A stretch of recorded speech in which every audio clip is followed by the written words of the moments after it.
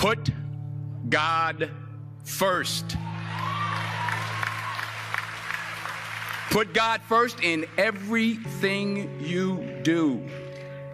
Everything that you think you see in me, everything that I've accomplished, everything that you think I have, and I have a few things, everything that I have is by the grace of God. Understand that. It's a gift. I was sitting in my mother's beauty parlor, and I'm looking in the mirror, and I see behind me this woman under the dryer. And every time she looked up, every time I looked up, she was looking at me, just looking me in the eye. And I didn't know who she was, and I said, she said, somebody give me a pen, give me a pencil. I have a prophecy. March 27, 1975, she said, boy, you are going to travel the world and speak to millions of people. Now, mind you, I was flunked out of college. I'm thinking about joining the army. I didn't know what I was going to do, and she's telling me I'm going to travel the world and speak to millions of people. Well, I have traveled the world, and I have spoke to millions of people. But that's not the most important thing, the success that I had. The most important thing is that what she taught me and what she told me that day has stayed with me since. I've been protected. I've been directed. I've been corrected. I've kept God in my life, and it's kept me humble. I didn't always stick with him, but he always stuck with me. So stick with him in everything you do. If you think you want to do what you think I've done, then do what I've done and stick with God. Number 2, fail big.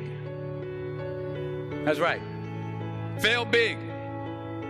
Today's the beginning of the rest of your life, and it can be very frightening. It's a new world out there. It's a mean world out there, and you only live once. So do what you feel passionate about. Take chances. But don't be afraid to go outside the box.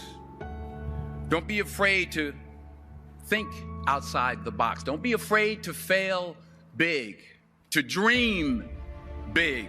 But remember, dreams without goals are just dreams, and they ultimately fuel disappointment. So have dreams, but have goals. And understand that to achieve these goals, you must apply discipline and consistency. In order to achieve your goals, you must apply discipline, which you have already done, and consistency every day, not just on Tuesday and miss a few days. You have to work at it every day. You have to plan every day. You've heard the saying, we don't plan to fail, we fail to plan. Hard work works. Working really hard is what successful people do. Remember that. Just because you're doing a lot more doesn't mean you're getting a lot more done. Don't confuse movement with progress. My mother told me, she said, yeah, because you can run in place all the time and never get anywhere. So continue to strive, continue to have goals, continue to progress. You'll never see a U-Haul behind a hearse.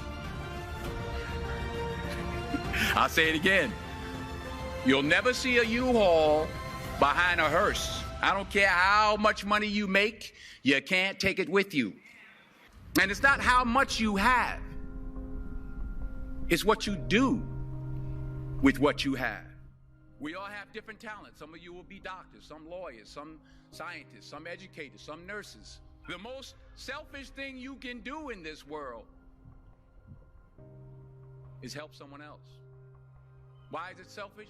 Because the gratification, the goodness that comes to you, the good feeling that I get from helping others, nothing's better than that. Nothing's better than that. Not jewelry, not big house I have, not the cars, but it's the joy. That's where the joy is, in helping others. That's where the success is, in helping others. Finally, I pray that you put your slippers way under the bed tonight, so that when you wake up in the morning, You have to get on your knees to reach them. And while you're down there, say thank you for grace. Thank you for mercy. Thank you for understanding. Thank you for wisdom. Thank you for parents.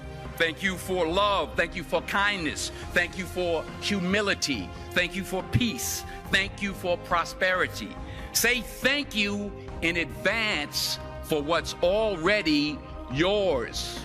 It's how I live my life. That's why I am, one of the reasons why I am today.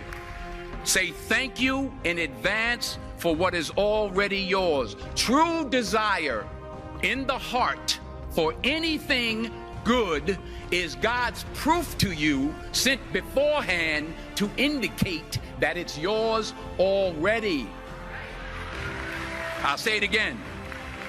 True desire in the heart, that itch that you have, whatever it is you want to do, that thing that you want to do to help others and to grow and to make money, that desire, that itch, that's God's proof to you, sent beforehand already to indicate that it's yours. And anything you want good, you can have. So claim it. Work hard to get it. When you get it, reach back. Pull someone else up. Each one, teach one. Don't just aspire to make a living. Aspire to make a difference.